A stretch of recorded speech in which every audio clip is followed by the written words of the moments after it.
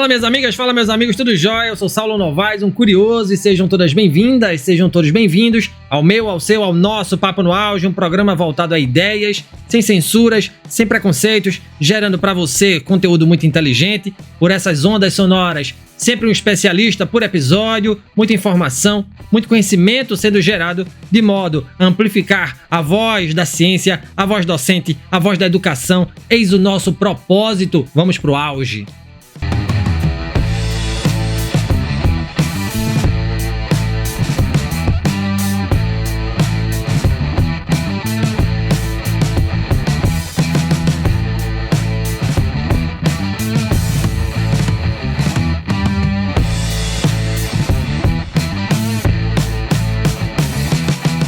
Imaginem vocês a seguinte cena. Num belo dia de sol, você põe a sua sunga, seu maiô, o seu biquíni, pega seu guarda-sol e se dirige ao seu habitual divertimento no verão, que é a praia. Porém, ao chegar no seu balneário favorito, você dá de cara com uma grande cerca que diz: a partir de hoje, banhistas só terão acesso a este pedaço de praia se pagarem. É pra ficar puto da vida, né? Pois bem, trocando em miúdos, essa é a situação que delineia a PEC 03/22, cuja relatoria é do senador Flávio Bolsonaro, que visa revogar dispositivos sobre os terrenos de marinha. Esse assunto ganhou corpo depois que um vídeo da ONG Oceano viralizou nas mídias sociais. Os autores do vídeo atribuem a privatização das praias brasileiras à aprovação da PEC 03/22, que tramita no Senado. Bom, vamos entender aqui o que é essa PEC, o que são terrenos de marinha e quais são as consequências disso tudo para o meio ambiente, que já anda bastante comprometido. Com a gente neste Papo no Auge, eu converso com a professora Andréa Silva, docente na Universidade de Pernambuco. A professora Andréa é graduada em Ciências Biológicas pela Universidade Federal Rural de Pernambuco, é mestra em Biologia Animal e doutora em Oceanografia Biológica, atua de forma interdisciplinar nos seguintes temas: ecologia marinha, biologia marinha, biodiversidade, desenvolvimento sustentável, educação ambiental, eco-inovação, planejamento e gestão ambiental. Professora Andréa, satisfação enorme ter você aqui no Papo no Auge. Obrigado, seja bem-vinda aqui, ao nosso programa.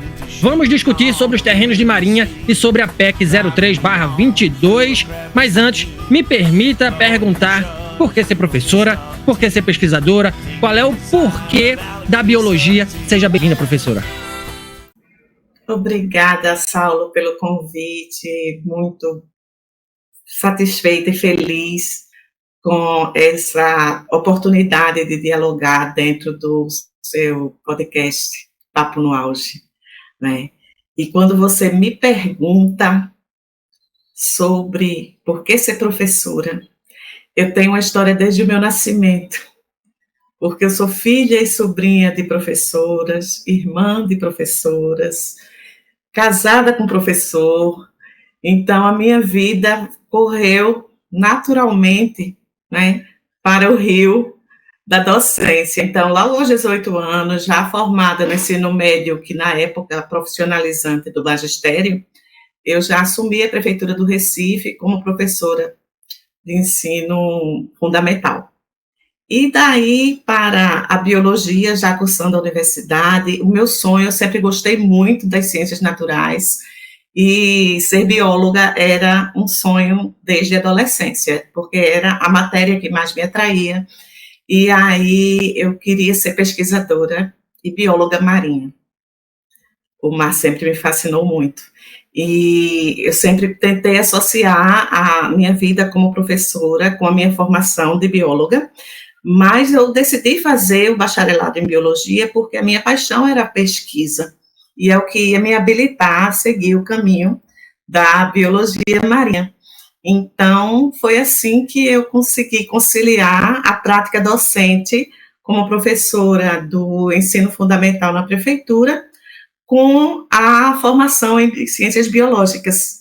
E daí eu segui direto para o mestrado em biologia animal. Iniciei na docência universitária pela oportunidade de já ter o mestrado, e me preparei para o doutorado, sempre conciliando o ensino universitário e a pesquisa, né, em biologia marinha. Então, meu percurso todo, dos 18 anos até hoje, tem sido dedicado à docência e à biologia. E eu cheguei na universidade em 2004, na Universidade de Pernambuco, através de concurso público, para a disciplina de gestão ambiental no curso de administração. Então, esse foi um grande desafio, porque eu precisei lidar com uma formação profissional bastante diferente e, para muitas pessoas, divergente, né? Porque a administração focada em mercado, em lucro, não insere a variável ambiental como um princípio básico, um fundamento profissional. E aí, o meu papel como professora de biologia, mas ensinando gestão ambiental, foi justamente trazer essa temática para os alunos, que seriam futuros administradores, gestores, tanto público quanto de instituições privadas, e a gente vem evoluindo no tempo nessa discussão há 20 anos. Eu tenho muita satisfação em poder contribuir, porque é uma troca, a gente aprende ensinando, e todo o conhecimento da administração, que essa bagagem que os alunos trazem, essa experiência, são desafiadoras e instigam a gente a buscar cada vez mais conhecimento. E assim eu também entrei no programa do mestrado, né? Mestrado em Gestão do Desenvolvimento Local Sustentável, que também é na FICAP, e desde 2004 eu sou também professora nas disciplinas desse programa de mestrado. Então, estou totalmente envolvida com a educação e com a temática ambiental nesse processo. Muito show, professora. Para quem não sabe, a FECAP é a Faculdade, né, de Ciências da Administração de Pernambuco, da Universidade de Pernambuco, onde a senhora leciona, onde eu estudei até 2010, e até então me senti um peixe fora d'água ali naquela universidade. Eu não sabia o que eu estava fazendo ali, mas eu depois entendi que a gestão ela é fundamental para qualquer área que a gente enverede. Eu que era professor à época, né, eu já fazia letras, então depois eu fui entender que o curso de administração ia me servir muito para a área educacional, como me serve até hoje, inclusive aqui na UFSC, na Universidade Federal de Santa Catarina, onde eu trabalho. Professora, uma história belíssima, gratidão por estar aqui, falando um pouco para a gente. Vamos entrar aqui na nossa pauta, né? Antes da gente entrar na PEC propriamente, fruto do nosso debate de hoje, eu queria que a senhora explicasse para os nossos ouvintes o que são terrenos de marinha e qual é a importância dessas áreas para a salvaguarda do nosso ecossistema marítimo, professora. Então, a gente traz a definição do terreno de marinha como uma faixa do litoral que sofre a influência das marés. Então, esse território ele foi delimitado a partir de uma análise da média da pré-mar, que são as maiores marés do ano, no ano de 1831. A partir da pré-mar do ano de 1831, o decreto 9760 de 1946, ele estabeleceu 33 metros em direção à terra como o chamado terreno de marinha.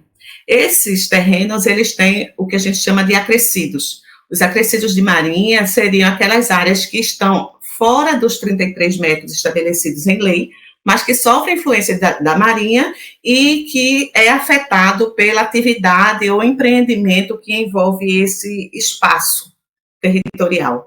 Então, os terrenos de marinha hoje, por exemplo, no Recife, eles envolvem vários bairros.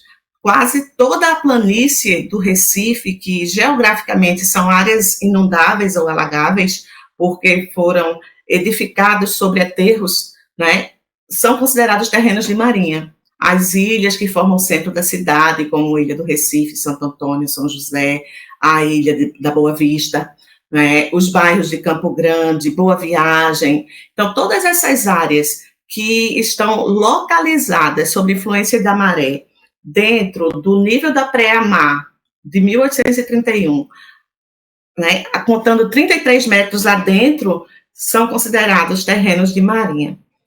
Quem habita ou usufrui, tem uma empresa, algum empreendimento dentro desse território, desse espaço definido como terreno de marinha, está sujeito a uma taxação para além dos impostos regulares, né? Pagam taxas e para transferência você não é proprietário do terreno, né? Mas você pode vender, transferir e precisa pagar uma taxa chamada de laudêmio. É a Secretaria de Patrimônio da União do Governo Federal que tem a responsabilidade e detém a propriedade dos terrenos de marinha. Muito show, muito show. Fazendo agora uma ponte a partir do que a senhora falou, com a PEC 03/2022, né? Do que trata essa PEC? Qual é o impacto dela sobre esses terrenos de marinha e seus dispositivos constitucionais? Uma vez aprovada, professora, quais são os riscos que essa PEC traz para o meio ambiente? Ela, de fato, privatiza nossas praias, Então, essa PEC, ela é um projeto de emenda constitucional que está tramitando no Senado Federal. No momento, ela acabou de finalizar a consulta pública, que foi requisitada por senadores, para maiores esclarecimentos sobre o que constitui a ideia desse projeto, né, de emenda constitucional, que é a PEC 03 de 2022. Essa proposta é uma emenda à Constituição. Ela propõe revogar o inciso 7 do artigo 20 da Constituição Federal e o parágrafo 3º do artigo 49 do Ato das Disposições Constitucionais Transitórias. Em resumo, ela quer extinguir os terrenos de marinha. Eles deixam de existir e a titularidade é transferida para o Estado, os municípios ou o setor privado que atualmente ocupa esse território. De um modo geral, isso é a ideia da PEC, tá certo? Hoje, com a consulta pública, a gente tem menos de 1% de pessoas que disseram sim a essa emenda constitucional. Então, mais de 99% da população que participou da consulta pública diz não. E por que diz não? Porque ela realmente traz muitos riscos ao meio ambiente. A gente sabe que existe uma série de serviços ecossistêmicos para os quais o terreno de marinha desenvolve funções fundamentais. Por exemplo, o terreno de marinha, ele cumpre uma importante função socioambiental. Ele protege a biodiversidade costeira, ele define e detém nos seus territórios, nesse espaço de 33 metros, comunidades tradicionais, em especial as comunidades pesqueiras. Ele engloba vários ecossistemas muito importantes, como o manguezal, por exemplo. Para você ter uma ideia, o manguezal ele é considerado a maternidade marinha, né? E ele, além de abrigar a fauna marinha que vem para se reproduzir e se alimentar para depois voltar ao oceano, cerca de 1/3 dos recursos pesqueiros dependem do manguezal, ele também consegue fixar 5 vezes mais carbono do que as florestas tropicais. Então, e esses ecossistemas, né, como o manguezal, ele está sujeito às inundações, então compõe o território de terreno de marinha. Além disso, a gente traz agora, diante dessas emergências climáticas que estão acontecendo, a gente vê a cidade de Porto Alegre e outras cidades sendo completamente inundadas, cobertas, né, pelo avanço de rios e do mar. A gente tem a fundamental compreensão da importância dos terrenos de marinha, porque mantendo esses terrenos de marinha, nós poderemos conservar as áreas que estão sujeitas às emergências e à influência das mudanças climáticas, ao avanço do mar, por exemplo. Então, se os terrenos de marinha são preservados, a gente vai ter aí algumas barreiras que vão dificultar o avanço do nível do mar, e isso vai reduzir a vulnerabilidade da zona costeira a esses fenômenos climáticos, né, esses eventos climáticos extremos. Então, a gente traz aqui uma particularidade na cidade do Recife, diante dos aspectos de mudanças climáticas, porque Recife é uma das cidades mais vulneráveis aos efeitos da mudança climática, né? Então, nós também temos características topográficas de relevo também, que fazem com que alguns trechos da nossa planície costeira estejam abaixo do nível do mar. Então, já faz parte do cotidiano, durante as marés altas, nós termos alguns alagamentos, mesmo que não chova. E quando chove e coincide com a maré alta desses picos chuvosos, nós temos inundações, né? Então, passa do alagamento e chegamos a inundações. E isso já é uma característica natural dos nossos terrenos, dos nossos relevos, e da variação de maré, que próximo ao Equador, nós estamos a 8 graus do Equador, nossa maré sobe mais de 2 metros nos seus picos de pré-mar. E isso faz com que nós já sejamos vulneráveis. E qualquer alteração que ocorra nessa faixa de terreno de marinha pode agravar ainda mais esses processos e acelerar, não é, os riscos e aumentar os riscos de eventos climáticos extremos na nossa cidade. Eu estou dizendo como exemplo Recife, mas a gente pode tomar como exemplo qualquer uma das mais de 400 cidades costeiras do nosso litoral brasileiro.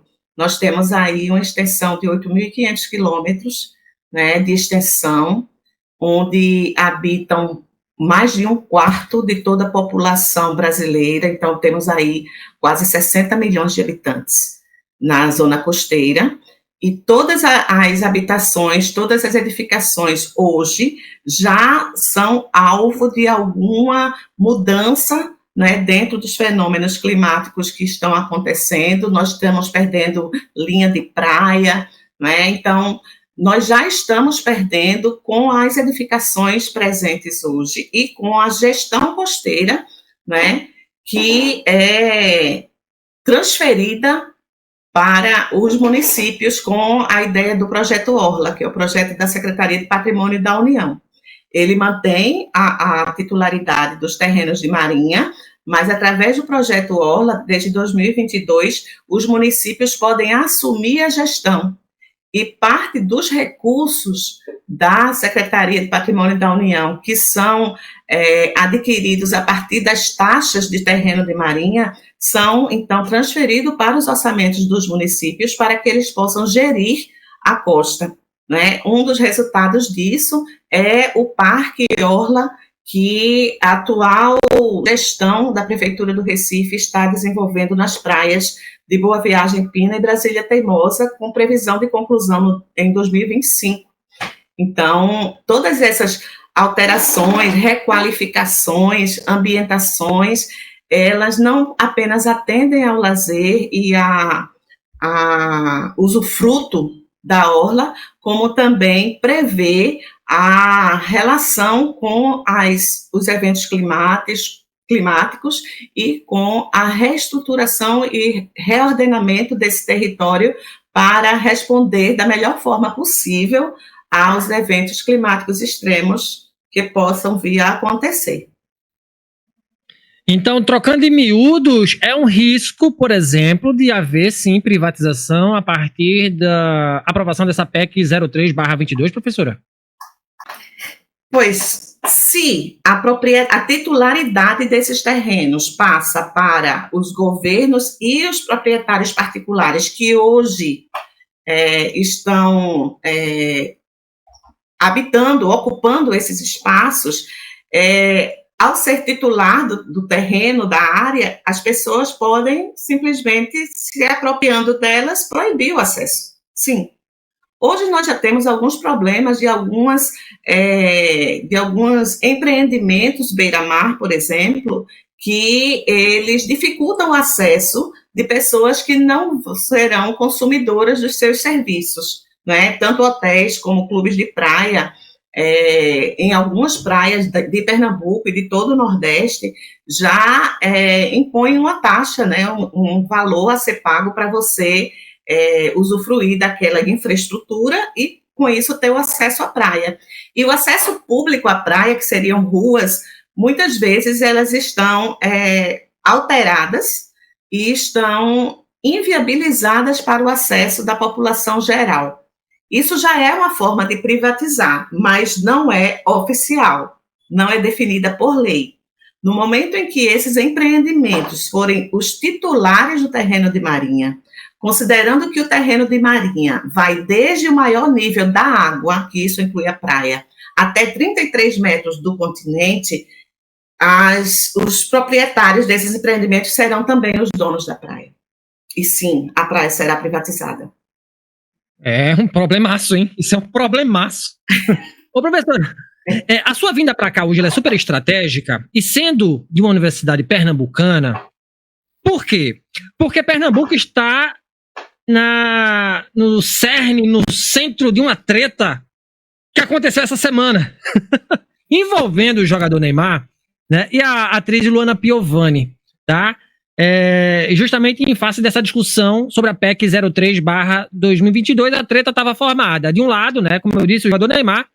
Do outro lado, né, o Neymar como garoto propaganda da incorporadora Due, na venda da Rota Due Caribe Brasileiro, projeto imobiliário faraônico nas praias de Porto de Galinhas e Carneiros, né, em Pernambuco, e de Maragogi, Antunes e Japaratinga, em Alagoas.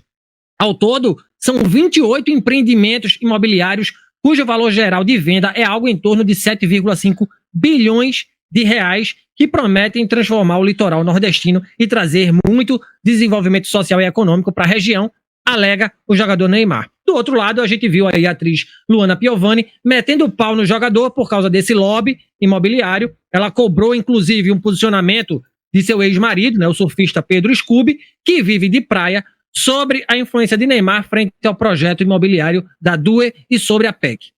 E essa briga, professora, nas redes sociais travou a discussão da PEC 03/22 no Senado. O presidente Rodrigo Pacheco engavetou a PEC, argumentando que ela agora não é prioridade.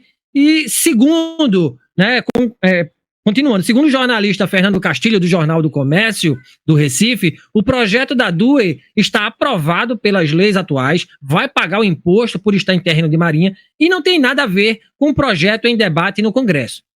Para a professora Andréa Silva, um projeto desse tamanho da Due, em locais que já possuem grandes resorts, como a senhora falou aí, tomando as praias, impactam de que maneira o meio ambiente, professora?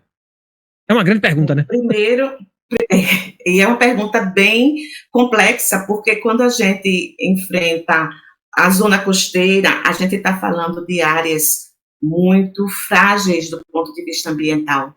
Né? A gente está aí com o fenômeno do branqueamento dos corais, e nosso litoral pernambucano e do norte de Alagoas, ele é totalmente protegido por barreiras de recifes.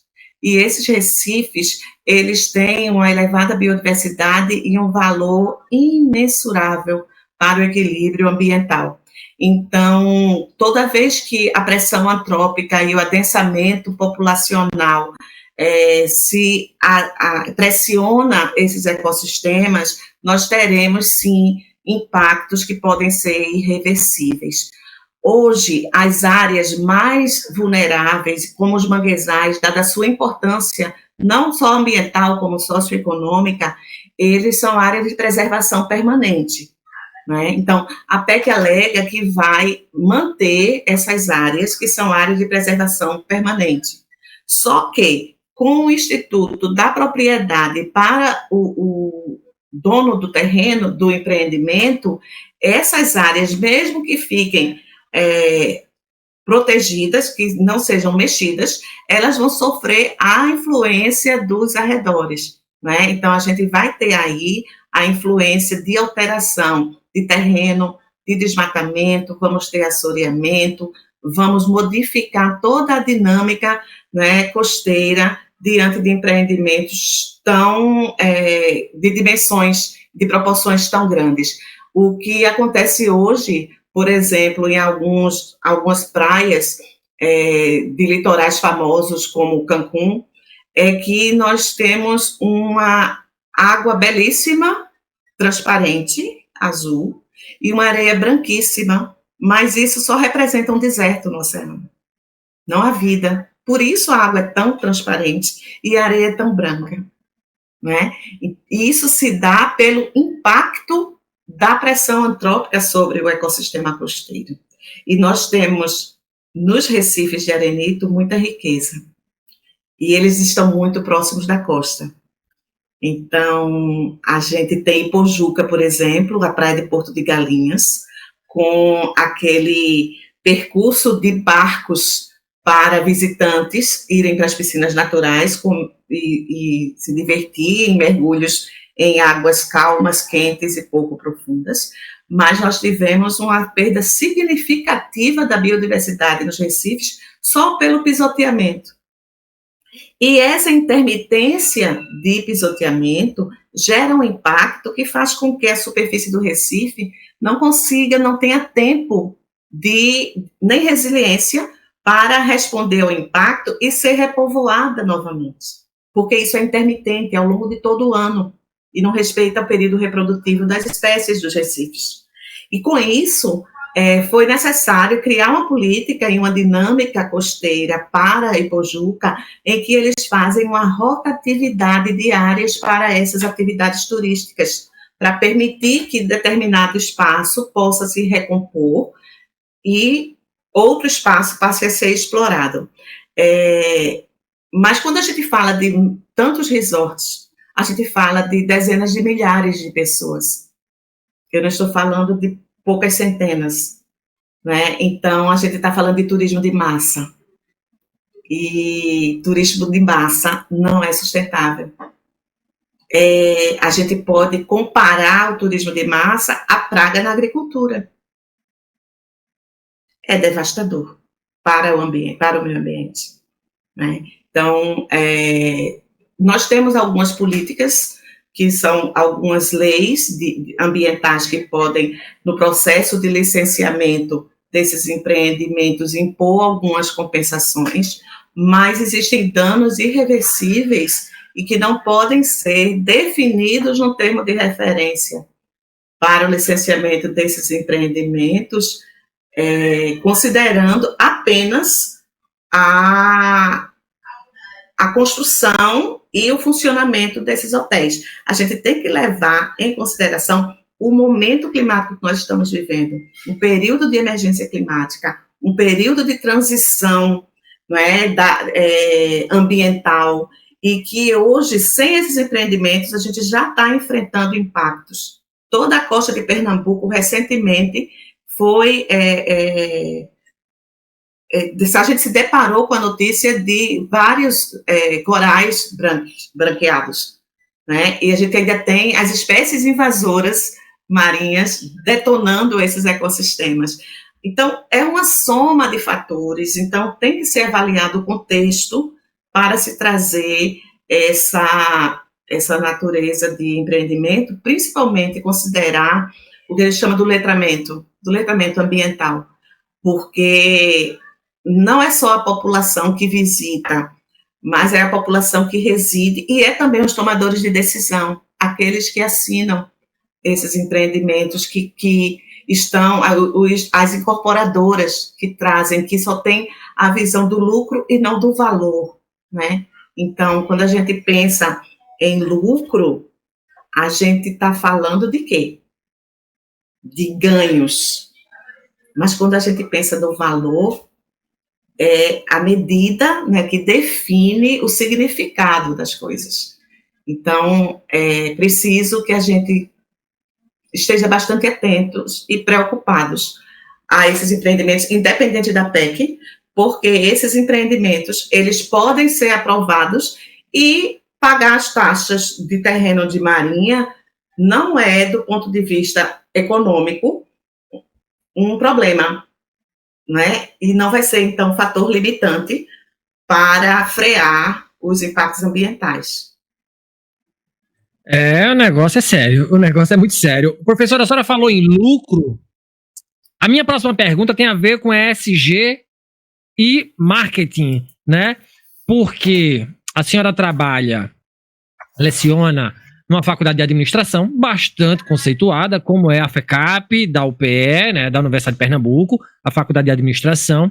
E nos discursos organizacionais, o assunto ESG vem ganhando escala. Para quem não sabe, a sigla ESG se refere a práticas institucionais que priorizam a sustentabilidade, a responsabilidade social e a transparência. Esse conceito está sendo adotado por negócios que buscam desenvolvimento sustentável e a geração de valor, como a senhora falou aí há pouco. A proposta é avaliar o desempenho das organizações não apenas pela ótica do retorno financeiro, mas também a partir do entendimento sobre seus impactos ambientais, sociais e de governança.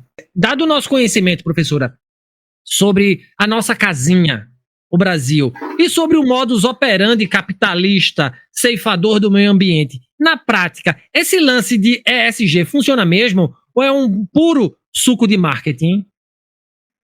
Então, o ASG, né, na sigla em português, que seria ambiental, social e governança, a gente tem uma perspectiva de uma estratégia, tá? A estratégia ASG, ela é uma evolução do que a gente chamava de sistemas de gestão ambiental, responsabilidade socioambiental corporativa, mas que dentro desses conceitos anteriores era bastante fragmentado, era bastante setorializado, né? Então, o ASG, ele vem como uma estratégia de gestão com ética, transparência, né, dentro da perspectiva da governança, mas visando para além da casinha, como você fala, né, além da organização, o impacto da natureza das atividades econômicas sobre o meio ambiente e para a sociedade, né? Então, a gente tem, dentro de uma sopa de letras, uma interação muito forte do ASG com os ODS, que são os Objetivos de Desenvolvimento Sustentável da ONU, que compõem a Agenda de 2030.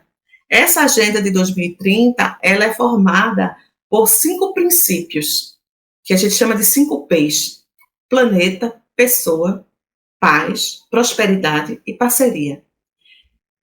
E esses 5 princípios, eles agrupam os 17 Objetivos de Desenvolvimento Sustentável, que compõem 169 metas para serem atingidas até 2030, sendo adaptadas, né, a cada realidade, a cada país ou a cada empresa. E quando a gente pensa em metodologia ou estratégia ASG, a gente está falando em eleger, dentro das funções e atividades de cada empreendimento, quais objetivos de desenvolvimento sustentável são aderentes àquela atividade.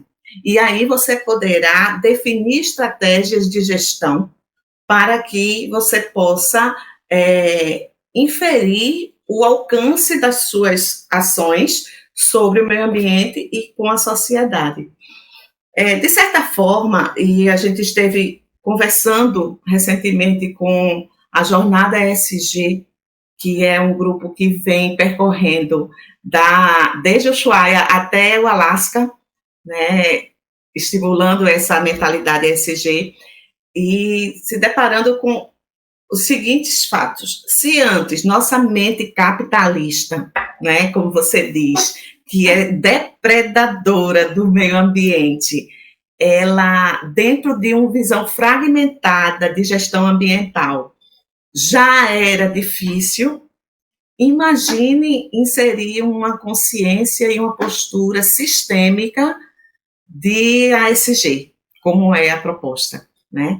Então, é um desafio muito grande e nós temos unido bastante força, a academia, as empresas que abraçam as causas, elas estão dedicando o seu tempo a disseminar a cultura ESG, a difundir a ideia de que você conheça o seu negócio, a essência do seu negócio, e veja como ele interfere e afeta o ambiente e a sociedade, e o que você pode melhorar daquilo que é impactante e o que você pode otimizar se é benéfico ao meio ambiente, se é positivo, né? Então, a estratégia, ela tem metodologia, o ASG tem avanços dentro dessa dinâmica, né, eu não diria de convencimento, mas de sensibilização, né, de sedução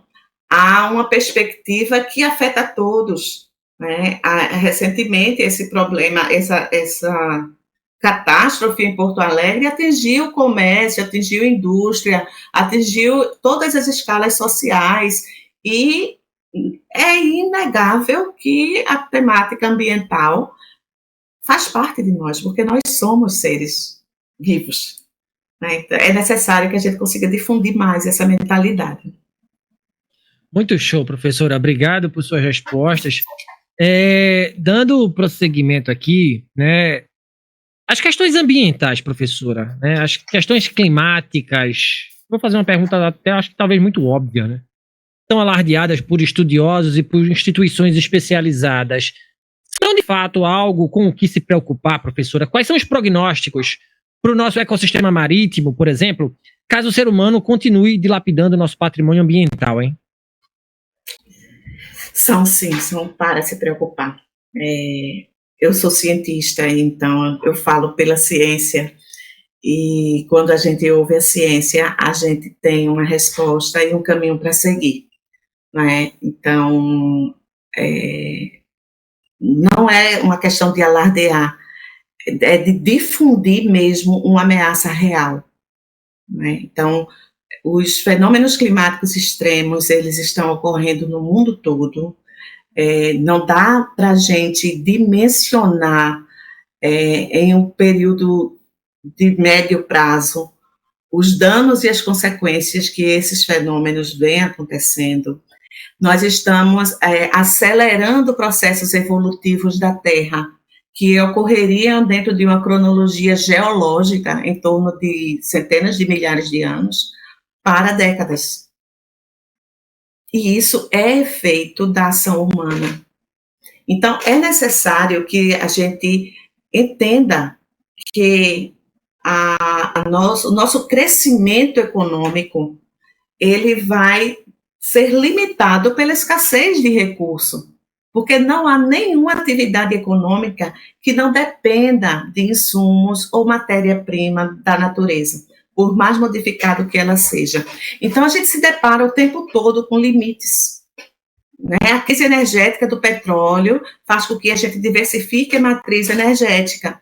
A gente diversifica a matriz energética e cada vez mais a gente entende que quanto mais a gente se aproxima de uma matriz energética limpa, sustentável, ou seja, que é energia desde a sua fonte original, a gente, quanto mais se aproxima, mais amigável com o meio ambiente vai ficar a nossa atividade. Então, a cada dia, a gente se depara com sinais, com evidências, não só científicas, mas empíricas, vivenciadas por nós mesmos, né? As pandemias. Nós saímos recentemente de uma pandemia. Isso não é nada que não seja uma crise ambiental, né? É um evento ambiental extremo, decorrente de um desequilíbrio causado pelas nossas ações. Então, não é alarde, é fato, é ciência, e nós temos sim que nos preocupar. Ontem eu estava fazendo uma palestra com a Impetur, com funcionários da empresa de turismo. Eles estão querendo desenvolver, não é, a estratégia ESG dentro da sua estrutura organizacional.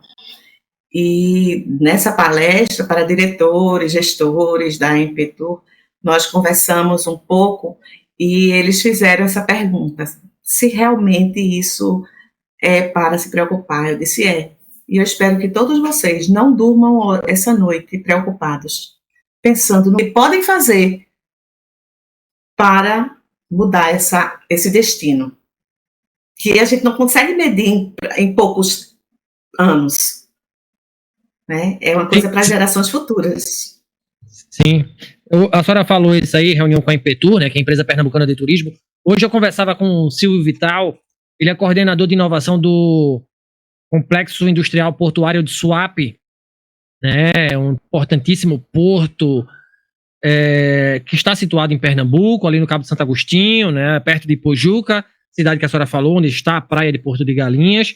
Tá? E ele falou o seguinte, professor, ele falava o seguinte, que o futuro é verde e o Porto de Suape está muito preocupado em manter né, essa pegada ESG, inclusive lá no seu porto, no seu entorno, né, que é um entorno cheio de Mata Atlântica, né, o que resta ainda de Mata Atlântica lá. E a minha pergunta, professora, vai em cima disso, né, sobre soluções, sobre ações que podem mitigar os impactos nocivos do ser humano junto ao meio ambiente e brecar ações que degradam a natureza, né? O que é que as pessoas, as organizações precisam fazer para que haja uma conscientização mais ampla sobre as questões climáticas, né? De que forma estamos conduzindo a nossa vida neste planeta agora, né? E como é que vai ficar o ecossistema marinho se nada for feito para dirimir a atuação antrópica, professora? Então, nós estamos na década do oceano, né? Então, a Associação Internacional Marítima elegeu de 2020 até 2030 a década do oceano para lançar luz, né, e conhecimento sobre a dinâmica oceânica e a sua influência sobre a vida no planeta. Então, é o oceano responsável pela maior quantidade de sequestro de carbono, pela oferta de oxigênio para os seres vivos respirarem. Então, e é o oceano que tem sido a latrina e o lixão de todas as nossas atividades, né, através dos efluentes e de resíduos sólidos e microscópicos ou macroscópicos que são despejados. E a ideia que a gente tem é como se o oceano não tivesse limite nem tivesse fim. Então, a resposta a todos esses danos, elas são percebidas ao longo do tempo e a gente precisa aprender, né, e enxergar aqueles modelos que não deram certo para não repetir os mesmos erros. Então, a gente tem aqui uma ideia de mitigar através desse aprendizado.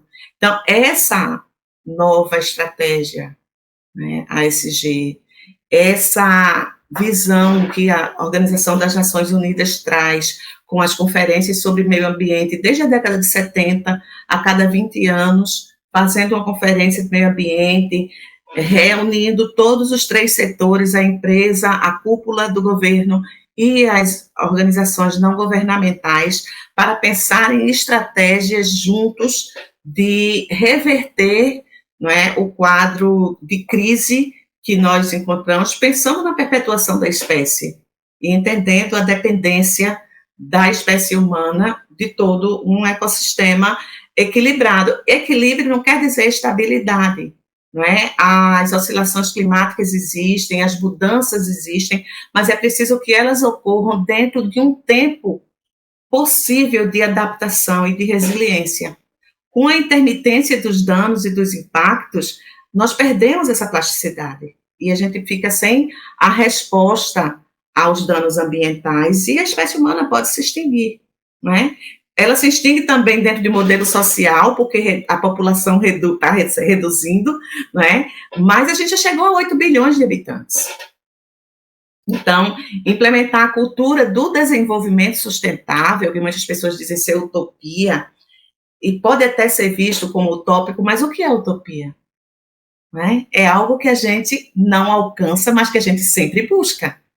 Então, enquanto a gente tiver o que buscar, né, em direção a essa utopia do desenvolvimento sustentável, nós vamos conseguir reverter situações e regenerar ecossistemas. Foi, inclusive, o tema da Semana de Meio Ambiente, né? Ontem foi o Dia Mundial do Meio Ambiente, e o tema está em regeneração de ecossistemas, principalmente focados na desertificação, mas regenerar os ecossistemas perdidos, proteger os ecossistemas saudáveis e expandir nossa consciência e conhecimento para poder gerir esses ecossistemas de forma sustentável.